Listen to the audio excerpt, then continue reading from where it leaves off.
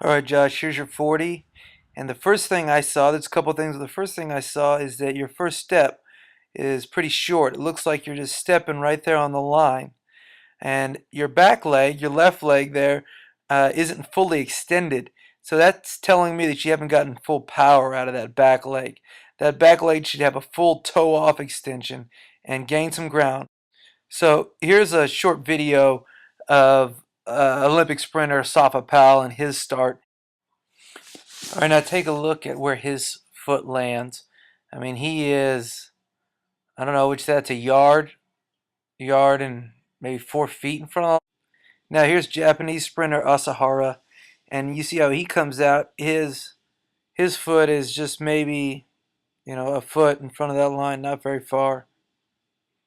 So really the goal here is to give you kind of the information of how a start on a 40-yard dash or a 100-yard dash or a 10 or 20 or whatever, how it works, and you do with it whatever you want.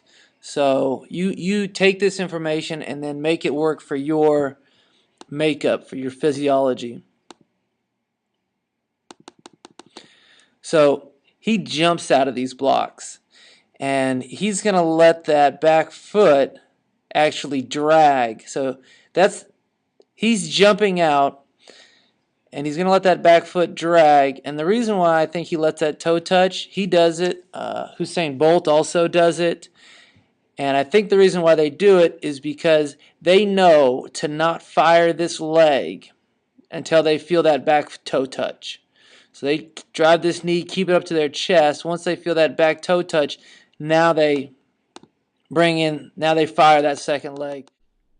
Second thing I noticed, Josh, was that when you take off here, you kind of start flapping your arms. So, Josh, you see how your left arm there, your palm is facing back, and your fingers are kind of bending back like you're waving to someone. Keep your thumbs up, just like this. So he's got his thumbs facing forward. He's keeping his arms locked at 90. Third thing I noticed, Josh, is though your body is nice and low, you still have your head up. Take the top of your head and point it towards your target. I'm going to show you a video of what that looks like. He's got the top of his head pointed towards the finish line, and you won't see his face until the very end here. He slowly lifts his head up. The last thing is, I can't really tell here, but on the video of the combine, I noticed that your toes are slightly pointing out. Make sure those toes are facing forward and that you're not taking any wide steps. Here's a video of Carl Lewis, and just notice how his feet never come outside of his hips. That lane could be 2 feet wide or 18 inches wide, and he'd have no problem running full speed on it. His feet are never coming out wide. All right, here's a question for you, Josh. How on earth does Clowney beat DeAnthony Thomas in a 10-yard dash when DeAnthony Thomas is half his size, weighs 100 pounds less than him, and should be much quicker than he is? Look, here they have overlapped the video. You can see the Clowney's in blue.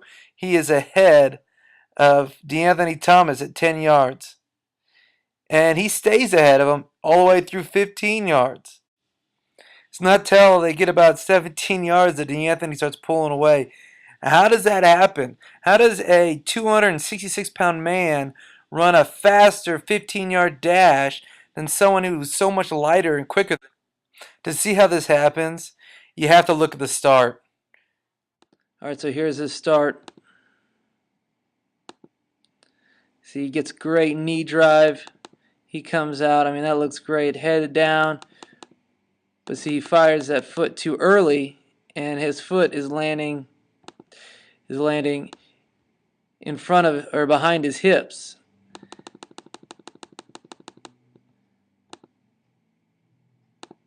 I mean, look how far behind him that foot's landing behind his hips.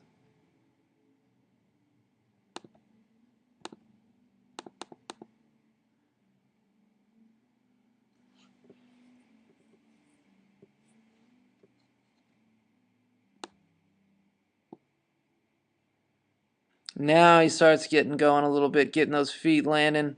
Now, when you're going full speed, you want your feet to land right underneath you. So this is just for your start. It is not for when you're running full speed. So you've got to look at it as two different styles, two different things that you've got to learn. One is your start. The other one is running full speed. Here's how Jadeveon Clowney beats DeAnthony Thomas in the first 10 yards. His feet land in front of his hips.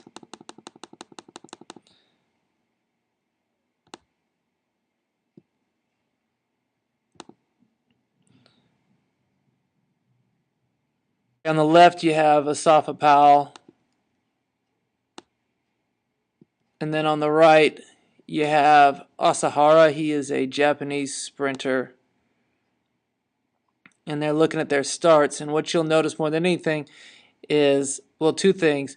The force that is produced is much greater by Asafa Powell. He's producing much greater force.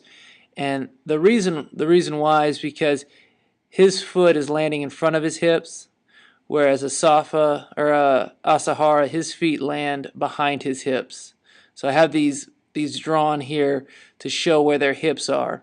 And his feet are landing behind his hips, so he doesn't have as much weight to push off of. Also, his foot is not going to be on the ground as long, so he can't generate as much force. Now, when you're running full speed, the less time your foot is on the ground, the better.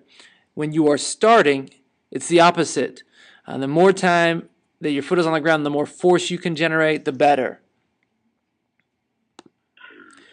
You can see the force arrows.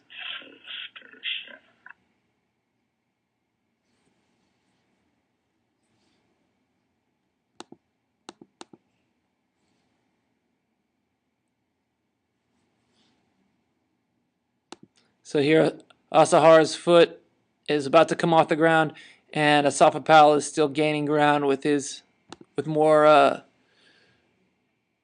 power. So Asafa Powell is taking larger steps with more strength, and so he has to take fewer steps. Here's his full start. You'll notice his legs aren't necessarily moving extremely fast, but his feet are landing in front of his hips.